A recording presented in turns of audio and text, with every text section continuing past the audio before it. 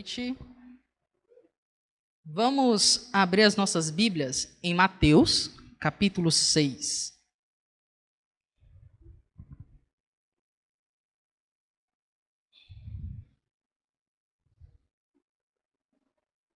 Mateus, capítulo 6, do verso 5 até o verso 15. Eu vou fazer uma leitura de início e aí entraremos na exposição da palavra do Senhor. Diz assim, Mateus 6, a partir do versículo 5. E, quando orardes, não sereis como os hipócritas, porque gostam de orar em pé nas sinagogas e nos cantos das praças, para serem vistos dos homens. Em verdade vos digo que eles já receberam a recompensa. Tu, porém, quando orares, entra no teu canto e, fechada a porta, orarás a teu pai, que está em secreto, e teu pai, que vê em secreto, te recompensará. E orando, não useis de vãs repetições, como os gentios, porque presumem que pelo muito falar serão ouvidos. Não vos assemelheis, pois, a eles, porque Deus, o vosso Pai, sabe o de que tendes necessidades antes que lhe o peçais. Portanto, vós orareis assim: Pai nosso, que estás no céu, santificado seja o teu nome. Venha o teu reino, faça-se a tua vontade, assim na terra como no céu. O pão nosso de cada dia dá-nos hoje, e perdoa-nos as nossas dívidas, assim como nós temos perdoado aos nossos devedores. E não nos deixe cair em tentação, mas livra-nos do mal. Pois teu é o reino, o poder e a glória para sempre. Amém. Porque se perdoardes os homens as suas ofensas, também vosso Pai Celeste vos perdoará. Se, porém, não perdoardes aos homens as suas ofensas, tampouco vosso Pai vos perdoará as vossas ofensas. Amém. Então, este é o texto da nossa reflexão. Fiquei muito feliz pelo convite do pastor Bruno. E então, em oração, eu fiquei pensando o que eu poderia trazer aos irmãos de meditação, que poderia edificá-los. E uma vez que estamos no começo de um ano, e eu sei que muitos buscam traçar metas para a vida, não é? Tentando se organizar nessa nova etapa, nesse ano que se iniciou. E uma das metas que a gente pode ter na área espiritual é uma vida de oração ativa. E nós sabemos que na modernidade nós temos um desafio. A vida é corrida, são muitos compromissos, o mundo está recheado de opções e muitas vezes a gente se encontra angustiado ou apressado demais e não conseguimos parar para orar direito. Não sei se você já viveu aquela situação em que só parou para orar antes de dormir e foi aquela oração meio que já caindo no sono, né? Senhor, obrigado pelo dia, amém. E caiu no sono. Então temos um desafio na modernidade hoje, que é desenvolver uma prática de oração que seja autêntica. Então este é o sermão que eu queria trazer para os irmãos. Desenvolvendo uma oração autêntica diante de nosso Pai. E essa é uma passagem muito clássica do livro de Mateus. O livro de Mateus, ele é um evangelho que possui uma divisão muito interessante. Mateus, ao organizá-lo, buscou trazer 5 narrativas intercalando com 5 discursos. E o primeiro discurso, que é o que nós estamos aqui, a primeira pregação de Jesus, o primeiro sermão dele, é o famoso Sermão do Monte, que vai desde o capítulo 5 até o capítulo 7. Então, nós estamos aqui numa área onde Cristo está trazendo práticas da vida judaica, ali no caso, que eram comuns a ser feito, e trazendo a correta perspectiva a respeito daquilo. Se nós olharmos aí o comecinho do capítulo 6, a partir do verso 2, ele vai estar falando sobre a respeito das esmolas e o cuidado que deve se ter com isso. Também, mais adiante, a partir do verso 16, ele vai estar falando sobre a prática do jejum. E a nossa porção, que está entre esses dois, dos 5 ao 15, ele vai falar sobre a oração, em como ela deve ser vista. O Sermão do Monte, então, tem esse propósito, em nos mostrar qual é a lei do nosso Rei, Jesus Cristo, aquele que governa, aquele que veio inaugurar o reino, como é que funciona o seu reino, o que ele deseja dos seus cidadãos, dos seus filhos, dos seus irmãos. Então, ele está nos orientando aqui a respeito de como deve ser a nossa prática de oração. E ele, então, vai nos trazer um primeiro aspecto, sendo este a de que a oração autêntica envolve uma busca real por intimidade. Veja só o que ele vai dizer no versículo 5 e 6. E, quando orardes, não sereis como os hipócritas, porque gostam de orar em pé nas sinagogas e nos cantos das praças, para serem vistos dos homens. Em verdade vos digo que eles já receberam a recompensa. Então, ele traz um exemplo daquele contexto, onde havia estes homens que se passavam por homens espirituais, santos, né, se vestiam bem, usavam uma linguagem ali própria para demonstrar que são homens religiosos, homens espirituais, mas na grande verdade eles eram hipócritas. A ideia de hipócrita seria uma ideia meio que teatral. Os hipócritas no teatro grego eram aqueles que usavam máscaras para poder fazer aqueles personagens. E essa é a ideia. O hipócrita é alguém que está usando uma máscara, fazendo um teatro para parecer ser o que ele não é. E vejam só como é a motivação desses homens. Na segunda parte do verso 5 vai dizer: porque gostam de orar em pé. A ideia aqui de estar em pé é numa posição de destaque, para ser visto. Nas sinagogas e nos cantos da praça, para serem vistos pelos homens. Então, o desejo, a projeção deles, a busca deles, era estar numa posição de destaque, para que as pessoas pudessem olhar e dizer: vejam, esse homem é um homem sério, este homem é um homem espiritual. Veja só, ele está ali orando, veja só o discurso dele, como é eloquente. E a busca deles era essa aprovação, para serem buscados, para se tornarem, então, aqueles que iam guiar o povo, ou de alguma forma recolher algum benefício ali no meio. E Cristo declara, então, no fim: em verdade vos digo que eles já receberam a recompensa. Ou seja, esses homens, eles conseguiram alcançar o que eles queriam. Porém, a nossa motivação não é esta. A motivação de um cristão não deve ser o destaque ou o crescimento de si, para dizer: veja quão piedoso eu sou, quão grandioso eu sou. Veja só como soa estranho a seguinte frase: eu sou uma pessoa muito humilde. Não é? Se você diz que você é humilde, parece que você está meio se contradizendo, porque não se espera de alguém que é humilde que ele vai dizer assim, né? Eu sou humilde. Mas, claro, aquele que é humilde realmente busca viver desta forma, que é diferente da ideia dos hipócritas, que queriam arrogar títulos e destaques para si. Então, como deve ser? Já entendemos que não deve ser de forma a fingir a espiritualidade. Não é quão eloquente você é, ou quão bem vestido você consegue se portar, ou no local onde você consegue se encaixar dentro do serviço a Deus, dentro da sociedade.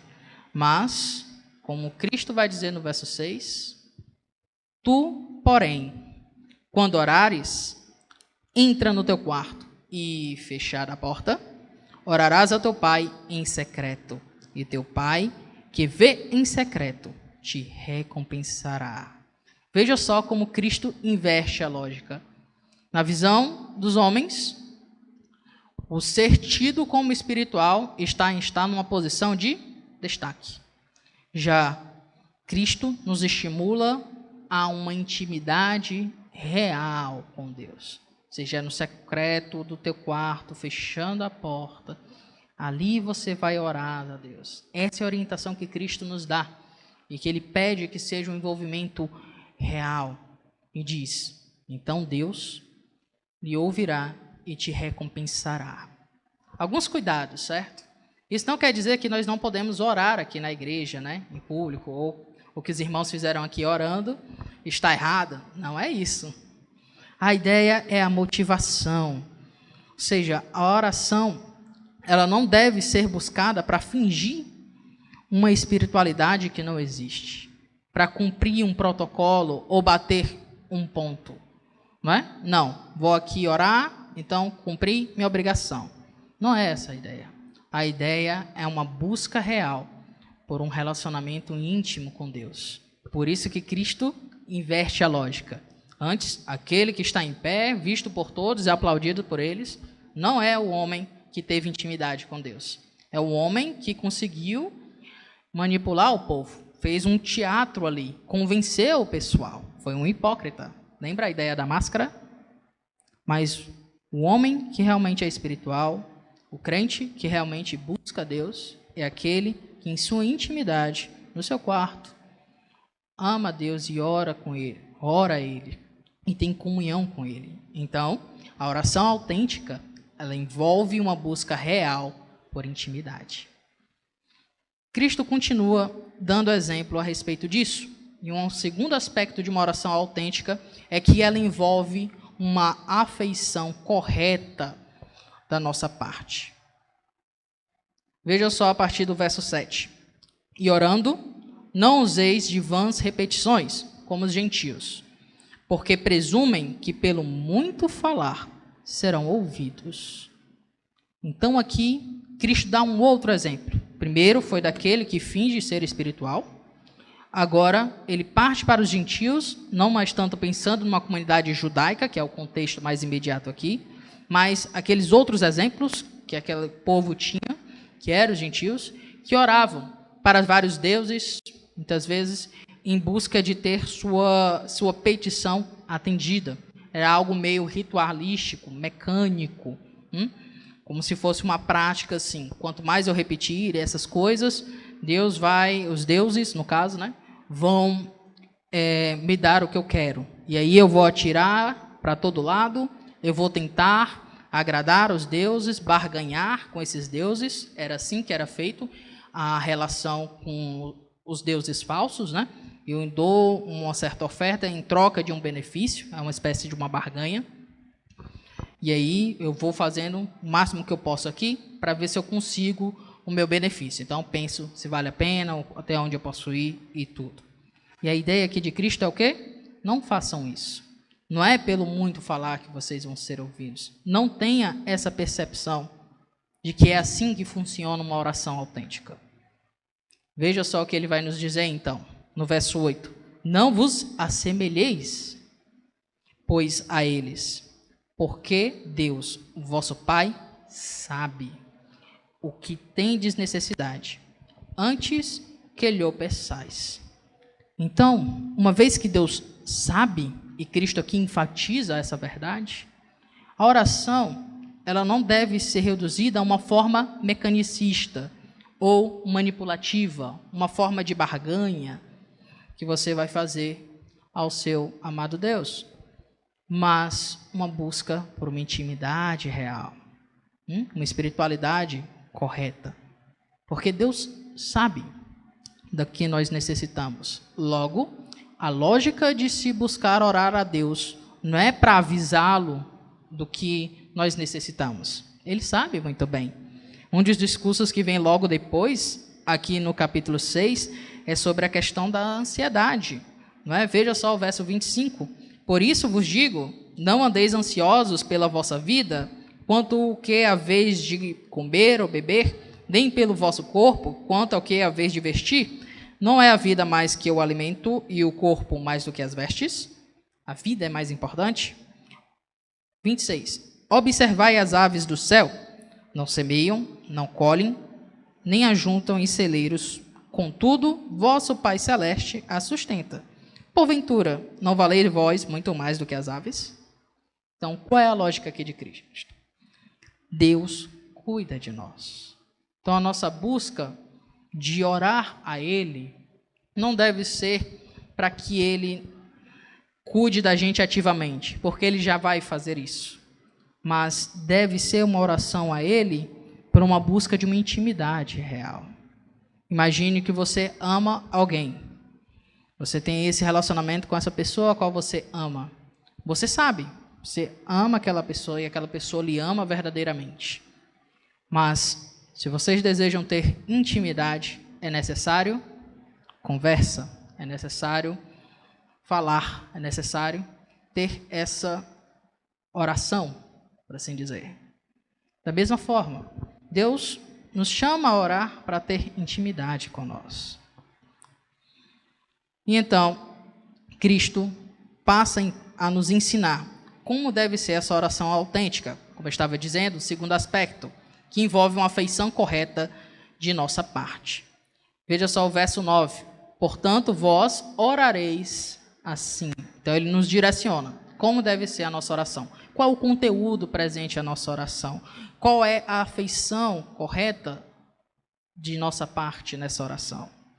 Pai nosso, que estás no céu, santificado seja o teu nome.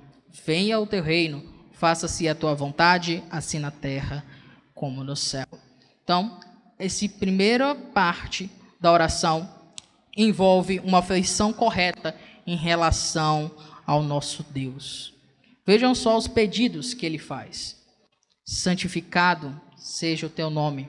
O desejo de um cristão é que o nome de Deus possa ser santificado. Quando nós estudamos um pouco sobre missões, uma das primeiras coisas que aprendemos é que missões existem, porque há locais onde a adoração não existe. Ou seja, o que deve nos mover a querer pregar o evangelho ao próximo, a querer ver pessoas convertidas, a querer fundar igrejas, é porque naquele local não existe adoração a Deus. E esse é um desejo que deve estar no coração de todo cristão. Senhor, que o teu nome seja santificado. Essa que é a ideia. Que teu nome possa ser adorado. Mas a afeição não é apenas glorificar a Deus, mas também venha o teu reino. O cristão, ele anseia o reino justo, correto, bom, perfeito, agradável, que vem com Cristo. Cristo veio inaugurar esse reino. Ele nos deu uma nova vida. Somos de outro mundo, por assim dizer. Mas o cristão anseia que esse reino seja consumado, que ele se complete, se concretize de fato, como dizem as profecias, como vai dizer em Apocalipse, capítulo 20. Então o cristão, ele anseia a vinda do reino. Perceba, a visão do crente não está para as coisas da terra em si, mas está para aquilo que está além, para o Deus celeste, para o nosso Pai e para o seu reino que vai vir. Por fim, faça-se a tua vontade, assim na terra como no céu. O desejo do crente é voltado para a vontade do Pai, que há de se realizar em nós, que há de se realizar no mundo, pois Ele é soberano. O coração, então, nosso, as nossas afeições, elas buscam se inclinar àquilo que Deus deseja, pois o que Ele deseja, pois a vontade dEle é boa, perfeita e agradável. Então, essa é a perspectiva correta que temos que ter diante de nosso Pai. E é muito belo o que Cristo faz aqui. Veja a comparação com os outros dois casos negativos que Cristo trouxe anteriormente. Não vão fazer como os hipócritas, que ficam de pé nas sinagogas, nos cantos das praças, para serem vistos dos homens. A motivação daqueles homens é o quê? Voltado para si. Um engrandecimento pessoal.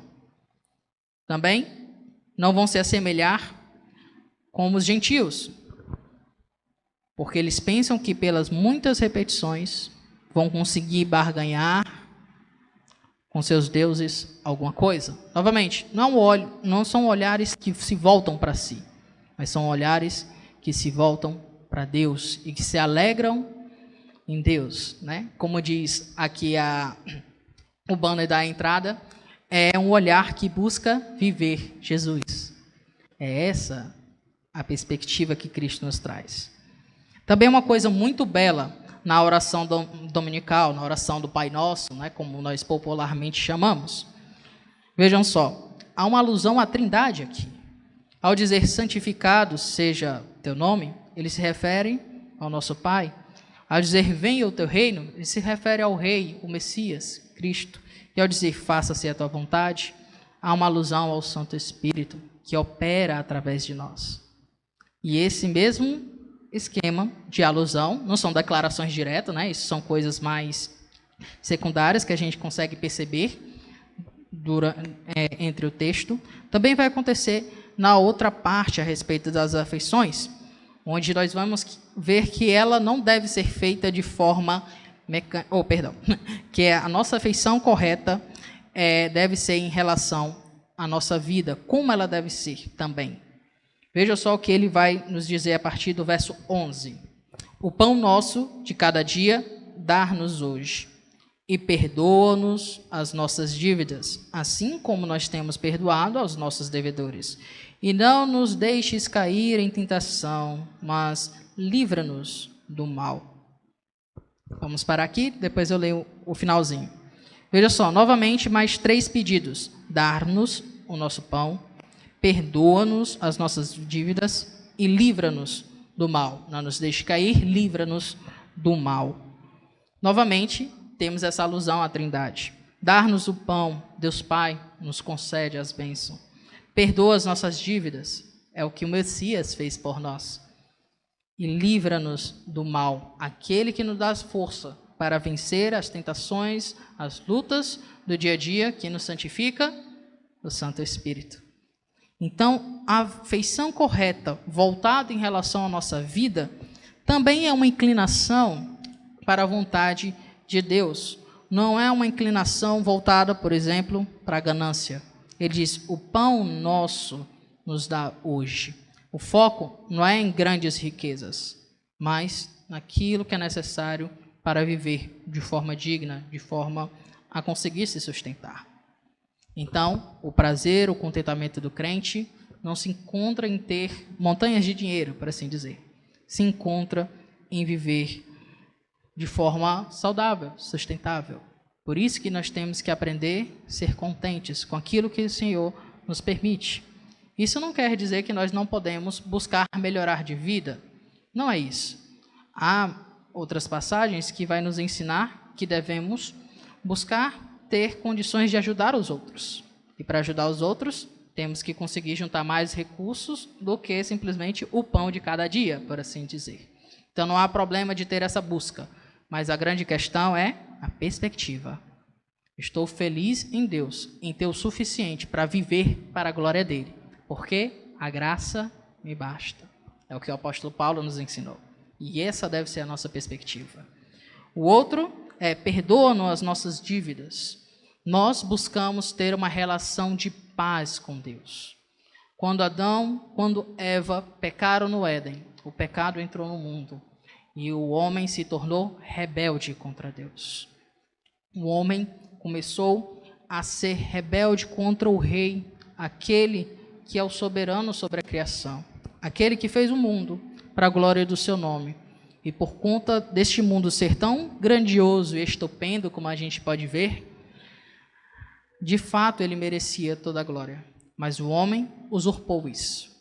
O homem não quis mais ser um representante de Deus. O homem quis ser o próprio Deus. Não quis ser apenas mais imagem de Deus, mas o próprio Deus e Senhor da sua vida. Então, os homens se tornaram rebeldes. E o pecado foi cometido contra aquele que é santo, justo e bom. E a punição havia de vir, há de vir. Cristo julgará todas as nações. É o que vai dizer também em Apocalipse. Cristo há de julgar a todos nós. Então, como nós podemos pagar pelas nossas dívidas? Por nossa força, nós não podemos, pois somos rebeldes. Pense em alguém que cometeu um erro. Não tem como ele apagar aquele erro em si. Se foi um roubo, talvez se ele tiver dinheiro, ele pode pagar aquela dívida, né? Mas se for uma agressão contra a pessoa, ele não consegue remover muito bem ali. Ele pode pagar um certo benefício. Mas se ele mata uma pessoa, como é que ele devolve a vida? Não tem como ele devolver a vida. Ele pode tentar fazer várias coisas, mas é algo que não se consegue pagar por vida.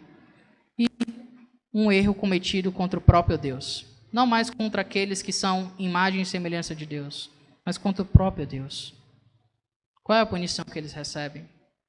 Ao inferno. Por isso que o inferno, ele é eterno. Porque nós pecamos contra aquele que possui uma dignidade inestimável. Aquele que criou um universo grandioso, a qual nós não conseguimos nem ver direito, né? Quando nós vemos aquelas fotos que são disponibilizadas pelos satélites, a gente fica ali perdidos, e Deus afirma que sabe o nome de cada estrela, sendo que há milhares de estrelas. Dizem alguns que há mais estrelas no céu do que grãos de areia nas praias. Então, muita coisa. Esse é o nosso Deus, e nós pecamos contra Ele. Bem, só cabe a nós pedir perdão pelas nossas dívidas. E é por isso que Deus encarna. O Rei vem, Jesus Cristo, aqui, e Ele caminha até a cruz, morre pelos nossos pecados e ressuscita, para que as nossas dívidas possam ser perdoadas. E também para que, mediante o perdão e o exemplo dele, nós também perdoamos os nossos devedores. E, por fim, a outra afeição voltada para nós em busca de uma espiritualidade, uma afeição correta, é livra-nos do mal. Não nos deixe cair em tentação, livra-nos do mal. Não permita que as coisas da vida brilhem aos nossos olhos de uma forma que nos tire do caminho à devoção a Ti. Muitas vezes nós criamos ídolos em nosso coração. Hoje nós não temos mais estátuas aos deuses pagãos, por assim dizer, né? A Zeus ou a Odin, e aí das várias outras mitologias que o homem foi erguendo. Mas muitas vezes nós adoramos Mamon, no sentido de amarmos o dinheiro, ou valorizarmos o trabalho, ou então nós amamos a nossa família ao ponto de desprezar as ordens divinas, né? Passamos a mão da cabeça dos nossos filhos, em vez de repreendê-los de forma amorosa e correta com as Escrituras. Não, livra-nos da tentação. Não nos deixe cair e entrar por esse meio, Senhor, mas livra-nos do mal. Não permita que o mal venha sobre nós. Não permita que nós quebremos essa intimidade real contigo. Essa aqui é a ideia. E por fim, pois teu é o reino, o poder e a glória para sempre. Amém. Aqui finalizando então essa prática que a gente conhece tanto devido ao catolicismo, né, que tornou isso uma reza, apesar dos versículos anteriores dizer: não useis de vãs repetições, né, não torne isso uma coisa mecanicista, uma forma de barganha com Deus. Ainda assim eles transformaram em reza como uma certa forma de purgar pelos pecados, né, como penitência, por conta de um entendimento errado de uma tradução que fizeram para o latim, onde a questão do arrependimento foi traduzido como penitência. Então, esse costume se espalhou, pensando que, não, temos que pagar penitências, nós pagamos pelos nossos pecados. E aí se criaram várias formas, né? Uma dessas são as rezas. Por isso que eles fazem tantas rezas, porque pensam que pelas obras estão purgando seus pecados de alguma forma. Mas não é. Cristo é aquele que pagou pelos nossos pecados. Foi o que a gente orou anteriormente na própria oração do Pai Nosso.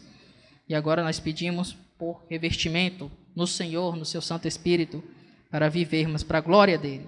E tudo isso confiado de que o reino pertence a Cristo, de que o poder pertence ao Santo Espírito que habita em nós e que a glória pertence ao nosso Pai. Essa é a beleza de uma oração autêntica e espiritual. Ela é íntima, ela deve ter uma perspectiva correta.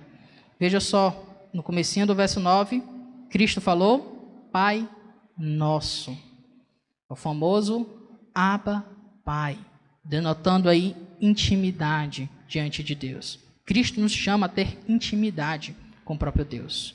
Os judeus tinham costume, sim, em alguns casos, de orar a Deus tratando como Pai, mas não era algo tão comum e nem tão íntimo assim. Então, Cristo revela um desejo de Deus ser íntimo conosco. Quando Cristo morre na cruz, o Santo dos Santos, que era separado por um véu, aquele véu se rasga ao meio, mostrando agora o quê? Deus não está mais num canto inacessível. Deus veio até nós. Deus pode ter relacionamento conosco. Cristo propiciou esse caminho. E por isso nós podemos desfrutar disso. Porém, como vocês podem ver, faltam 2 versículos. Cristo então traz uma pequena ênfase, um lembrete, uma pequena exortação para nós, que entra na questão da oração, que é a oração autêntica envolve uma afeição correta, a oração autêntica envolve um coração que se deixa ser moldado pelo Evangelho. Uma oração autêntica envolve um coração que se deixa ser moldado pelo Evangelho. Veja só o que diz o verso 14 e 15. Porque, se perdoardes aos homens as suas ofensas, também vosso Pai Celeste vos perdoará. A expectativa é o quê? Aquele que possui um coração transformado pelo Evangelho. É alguém que perdoa e é perdoado por Deus. Se o próprio Deus, que foi ofendido pelo nosso pecado, se encarnou, morreu na cruz para nos perdoar, e Ele nos concede isso livremente, a ideia é que nós, à semelhança dEle, como criados à sua imagem, como resgatados, como nova criatura, também tenhamos esse ato. Se, porém, não perdoardes aos homens as suas ofensas, tampouco vosso Pai vos perdoará as vossas ofensas. Então, Cristo nos chama a ter um coração transformado pelo Evangelho. As mágoas são coisas que nos destroem e são terríveis, muitas vezes. E nem sempre é tão fácil assim de lidar. Alguns são mais rápidos em perdoar, né? Não, tudo bem, vida que segue, vamos para frente. Outros se doem mais. E isso é normal? Nos dói, afinal, aquela ofensa nos machucou. Mas Cristo se machucou por nós. E Ele também nos chama a sermos machucados por aqueles que vão nos maltratar, mas sermos capazes de dar outra face, de amá-los. Inclusive, isso é um tema que ele trata no próprio Sermão do Monte, né? A dar a outra face. Então, Deus requer também uma postura nossa de um coração que se deixa transformar pelo Evangelho. A oração autêntica, então, ela envolve uma busca real por intimidade, não é por status, não é por barganha. Ela envolve uma busca por uma afeição real em relação a Deus e a sua vontade, o seu anseio, o seu anelo é pelas coisas de Deus, pela vontade de Deus, pelo reino de Deus. E também uma afeição correta em relação ao que esperar de si, que é viver firme, perseverante, viver para a glória de Deus, contente com aquilo que Ele bondosamente nos concede. E também envolve um coração que se deixa ser moldado pelo Evangelho. Veja como a lógica do reino de Cristo é diferente, é invertida da lógica do mundo. Um rei no mundo que é ofendido, ele manda cortar a cabeça, não é isso? Não fez minha vontade, não pertence ao meu reino, vou e lhe destruo. Você me ofendeu, você merece a morte. Aqui Cristo nos chama a perdoar o próximo, assim como Ele se dispôs a nos perdoar. Bem, chegamos ao final do nosso sermão e eu queria trazer 3 aplicações, certo? Primeiro, ter uma correta perspectiva do reino de si mesmo é um fundamento importante para que nossas orações sejam autênticas e proveitosas.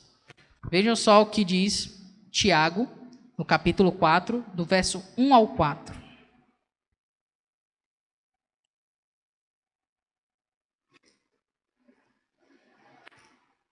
Tiago, capítulo 4, do verso 1 ao 4. De onde procedem guerras e contendas que há entre vós? De onde, senão dos prazeres que militam na vossa carne? Cobiçais e nada tendes, matais e invejais e nada podeis obteis.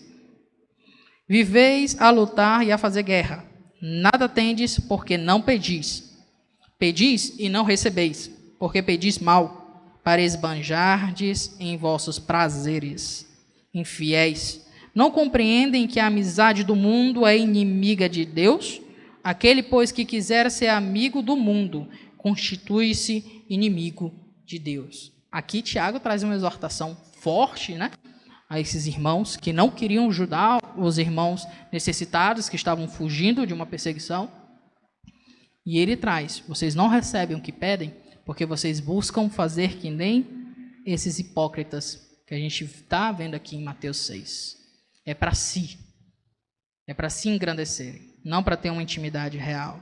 Então, uma correta perspectiva do reino e de si mesmo é um fundamento importante para que as nossas orações sejam autênticas e proveitosas.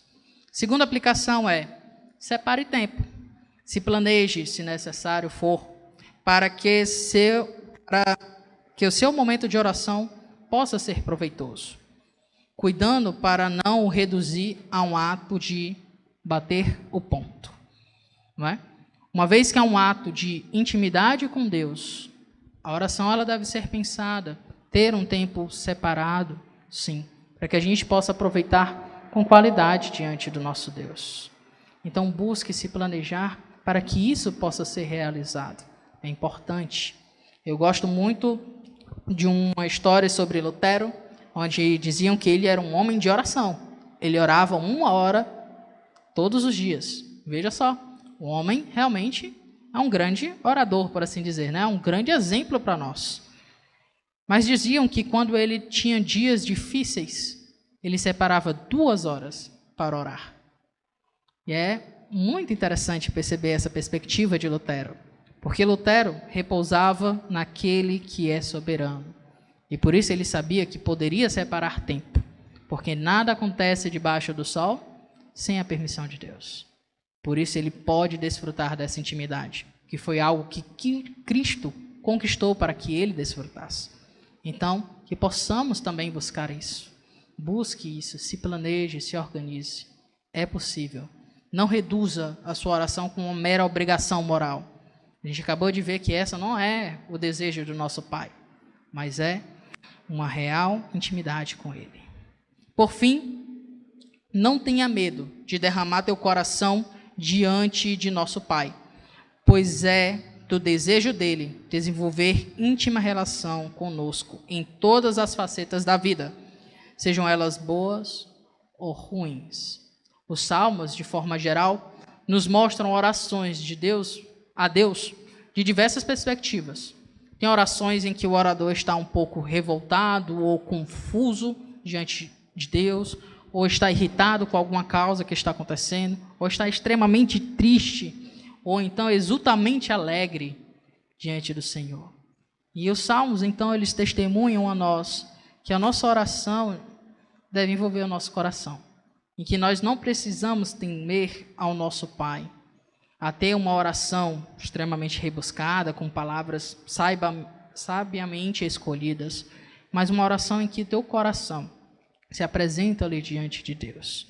Nos seus momentos de falha: Pai, pequei contra ti, perdoa-me. Teus momentos de dúvida: Senhor, eu creio em ti, mas me ajuda na minha falta de fé. Não é o que um dos homens disse a Cristo? Eu creio, mas ajuda na minha falta de fé. Busque a Ele em todas as facetas da vida.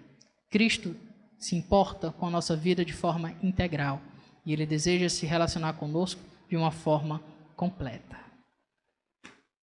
Amém. Então, vamos orar ao nosso Pai? Pai nosso que estás no céu, grandioso és tu, todo-poderoso tu és, amável és Pai. És o Criador, soberano, Rei sobre tudo, aquele que domina todas as coisas. A realidade se prostra aos teus pés, o céu manifesta a glória do teu santo nome. E ainda assim, tu nos adotastes. Nós somos pecadores e falhos, nos perdemos no ritmo da vida, cometemos falhas, pedimos perdão e logo após erramos por várias vezes. Mas tu és o nosso Pai, que perdoa as nossas dívidas, que nos dá o sustento, que nos chama à real intimidade. Que nós, Pai, possamos nos moldar à tua santa vontade, a corrigir a nossa perspectiva, a conseguir perdoar aqueles que nos machucaram, a realmente desfrutar de uma oração, não mais por obrigação, não mais por mera rotina em si, mas por uma busca real de conhecer a Ti e ser conhecido através de Ti. Tu cativaste os nossos corações. Nós estamos aqui porque Tu permite. Tu trouxe o Evangelho ao Brasil, do outro lado do planeta. Uma igreja que se surgiu e aqui estamos adorando o Teu santo nome, ouvindo da Tua santa palavra e agora aprendendo a cada vez mais buscar desenvolver uma intimidade real contigo. Nós Te agradecemos então, ó Senhor, porque Tu és um Deus presente em todas as áreas, trabalho, família, estudos, descansos, tristezas, fortes dores. Tu está lá conosco. Tu sabe o que é se alegrar e sofrer. Teu Filho encarnou e morreu por nós. E por conta disso, nós temos paz contigo. Porque Ele ressuscitou, nós podemos viver Jesus em nossas vidas. Então faz assim, que seja engrandecido o Teu nome, que nós sejamos diminuídos, que a nossa vontade se incline, se harmonize à Tua vontade, que é boa, santa e perfeita. É o nosso pedido, é a nossa oração. No nome do Santo Cristo, o Messias, o Rei, Jesus Cristo. Amém.